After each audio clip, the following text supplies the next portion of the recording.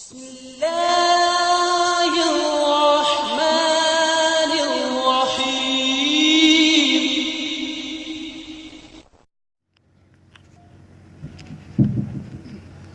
نحمده ونصلي على رسوله الكريم. أما بعد فأعوذ بالله من الشيطان الرجيم. بسم الله الرحمن الرحيم.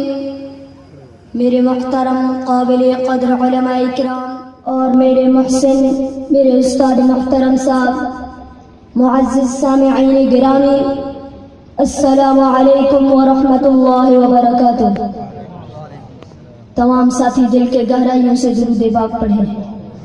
اللہم صلی علی محمد وعلی آل محمد کما صلیت علی ابراہیم وعلی آل ابراہیم انک حمید مجید.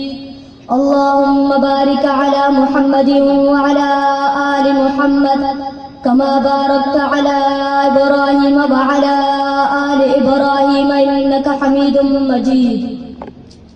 ابتدا کرنا چاہتا ہوں حمد باری تعالی سے. ثنا خاں پتا پتا ہے خدایا دم بدم تیرا. ثنا خاں پتا پتا ہے خدایا دم بدم تیرا.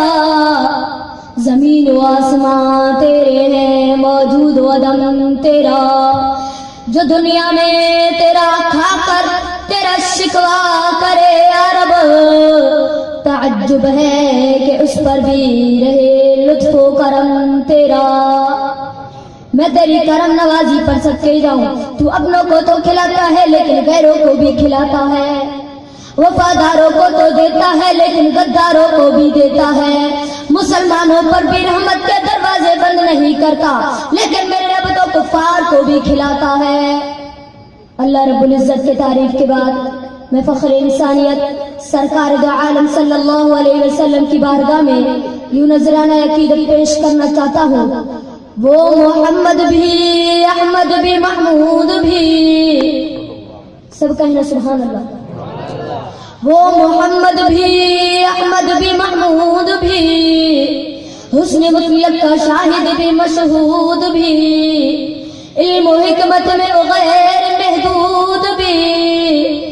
ظاہراً امیوں میں اٹھایا گیا، اس کی شفقت ہے بے حد و بے انتہا، اور اس کی رحمت تخیل سے بھی ماورا. جو بھی عالم جہاں میں بنائے گئے اس کے رحمت کے صدقے بسائے گئے. حشر کا ڈر مجھے کس لیے ہو ابھی، میرا آقا ہے وہ میرا مولا ہے وہ، جس کی جھولی میں جنت بچھائی گئی اور جس کے ہاتھوں سے کوثر لٹایا گیا. آج ہم سب اللہ رب العزت کو راضی کرنے کی نیت سے جمع ہوئے ہیں.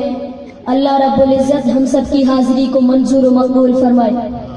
آپ سب سے گزارش ہے کہ آپ لوگ میرے لیے دعا کریں کہ اللہ رب العزت مجھے میری منزل اور میری مقصد یعنی دین کے علم کے حصول کے لیے کامیاب فرمائے اور میرے استاد کو اس کا اجر دے، کیونکہ میرے استاد نے بڑی محنت اور شفقت سے مجھے اتنی تعلیم دی.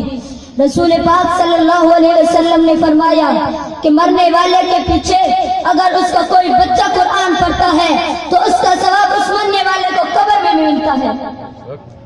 اور ہمارا عقیدہ ہے کہ اللہ بھی سچا ہے اور اللہ کا رسول بھی سچا ہے. اللہ ہم سب کو قرآن سے محبت عطا فرمائے. اللہ ہم سب بچوں کو بھی قرآن کی خدمت کے لیے منظور و مقبول فرمائے. میرے محترم دوستوں اور بزرگوں، یہ 2 دن کی زندگی ہے. پتہ نہیں لوگوں کو کیا ہو گیا، مرنے کی فکر ہی نہیں کرتے. جس سے ملتے ہیں اور کہتے ہیں جی ذرا دین کی طرف بھی آؤ تو کہتے ہیں مولوی صاحب کیا کریں، یہ آپ کو تو مفت کی روٹی مل جاتی ہے، ہمیں محنت کرنی پڑتی ہے، مزدوری کرنی پڑتی ہے، بچوں کا پیٹ پالنا پڑتا ہے. پتہ نہیں ہمارے مرنے کے بعد ہمارے بچوں کا کیا ہوگا. تو جب ایک اللہ والے نے کسی کو نصیحت کی تو اس اللہ والے کو بھی یہی جواب ملا. تو اللہ والے نے کہا اے اللہ کے بندے، اتنا تو سوچتے ہو نا کہ تمہارے مرنے کے بعد تمہارے بچوں کا کیا ہوگا. کبھی یہ بھی سوچا ہے کہ تمہارے مرنے کے بعد تمہارا کیا ہوگا. زندگی برف کی طرح پگھل رہی ہے. غافل تجھے گھڑیال یہ دیتا ہے منادی، غافل تجھے گھڑیال یہ دیتا ہے منادی کہ گر تو نے گھڑی عمر کی ایک اور گٹا دی، فرمایا جگہ دی لگانے کی دنیا نہیں ہے، یہ عبرت کی جا ہے تماشا نہیں ہے۔ مرنا تو سب کو ہے بھئی، غریب مریں گے امیر نہیں مریں گے کیا؟ یہ محنت کش بیچارے تو مریں گے، زیٹ صاحبان نہیں مریں گے بھئی، جاہل تو مریں گے عالم نہیں مریں گے کیا؟ سب کو مرنا ہے، تو مرنا ہے تو کچھ تیاری کرو، اور جانے والا اپنے ساتھ دنیا میں سے کیا لے جاتا ہے؟ اس جانے والے کو کفن کی 2 چادریں مل جائے تو یہ بھی بڑی غنیمت ہے۔ بہت سارے لوگ ایسے بھی مر جاتے ہیں کہ ان کی لاشیں بورا ساکھ بھی نہیں ملتی، کوئی جل کے مر گیا، کوئی ڈوب کے مر گیا، مچھلیوں نے کھا لیا، جانوروں نے کھا لیا۔ یہ کیسی زندگی ہے؟ اللہ اکبر کبیرہ۔ میں نے حدیث مبارکہ میں پڑھا ہے کہ 4 آوازوں کی برکت سے اللہ اپنے عذاب کو ٹال دیتا ہے۔ جب معصیت پڑ جاتی ہے، نافرمانی پڑ جاتی ہے، بغاوت پڑ جاتی ہے، لوگ اللہ اور اللہ کے رسول کے باغی بن جاتے ہیں تو قدرت فیصلہ کرتی ہے کہ ان کو مٹا کر رکھ دیا جائے، لیکن حضرت محمد مصطفیٰ صلی اللہ علیہ وسلم نے فرمایا کہ 4 آوازوں کی برکت سے اللہ اپنے عذاب کو ٹال دیتا ہے۔ پوچھا گیا حضرت محمد مصطفیٰ صلی اللہ علیہ وسلم سے کہ آقا وہ 4 آوازیں کون سی ہیں جن کی وجہ سے اللہ اپنے عذاب کو ٹال دیتا ہے؟ حضرت محمد مصطفیٰ صلی اللہ علیہ وسلم نے فرمایا کہ پہلی آواز ہے اذان کی۔ یہ مؤذن جب اذان دیتا ہے، اللہ کو یہ اذان کی آواز اتنی محبوب لگتی ہے کہ اللہ اذان کی آواز کی برکت سے اپنے عذاب کو ٹال دیتا ہے۔ تم تو مذاق اڑاتے ہو، ملا ہے، مؤذن ہے، حجرے میں رہتا ہے، تم تو کوٹھے میں رہتے ہو، ملا حجرے میں رہتا ہے۔ یہ ملا کے حجرے اللہ کو بڑے پیارے لگتے ہیں۔ قرآن میں حجروں کا ذکر ہے، کوٹھیوں کا نہیں۔ ان الذین ینادونک من وراء الحجرات اکثرهم لا یعقلون۔ حضرت محمد مصطفیٰ صلی اللہ علیہ وسلم نے فرمایا، میں حدیث کے ترجمہ کر رہا ہوں، جو اللہ کا بندہ 7 برس مسلسل اللہ کو راضی کرنے کی نیت سے اذان دے، اس کے جسم پر اللہ تعالی جہنم کے آگ کو حرام کر دیتے ہیں۔ سب کہیں نا سبحان اللہ۔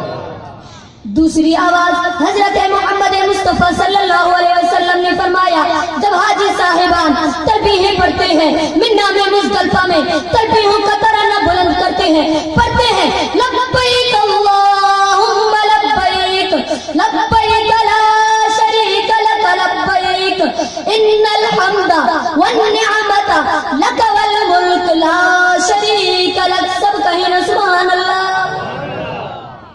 ان تلبیہوں کی آواز اللہ کو اتنی بہت محبوب لگتی ہے، یہ تلبیہوں کی برکت سے اللہ اپنے عذاب کو ٹال دیتا ہے۔ تیسری آواز حضرت محمد مصطفیٰ صلی اللہ علیہ وسلم نے فرمایا، جب مجاہد میدان جنگ میں کفر کو للکارتا ہے اور اللہ اکبر کی صدا کو بلند کرتا ہے، اور ہم بھی اسی اللہ اکبر کی صدا سے باطل نظام کو مٹائیں گے۔ سب کہیں نا انشاءاللہ۔ اذان کی آواز، تلبیہوں کی آواز، اور میدان جنگ میں مجاہد کی آواز۔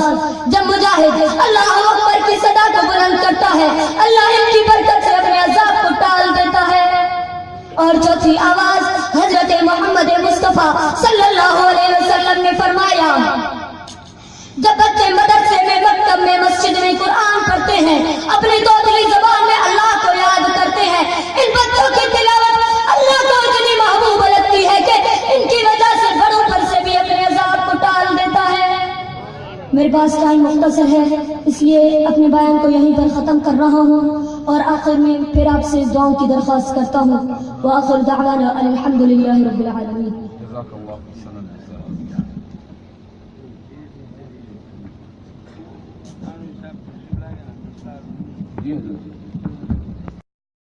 میرا دل بدل دے، میرا دل بدل دے، میرا دل بدل دے۔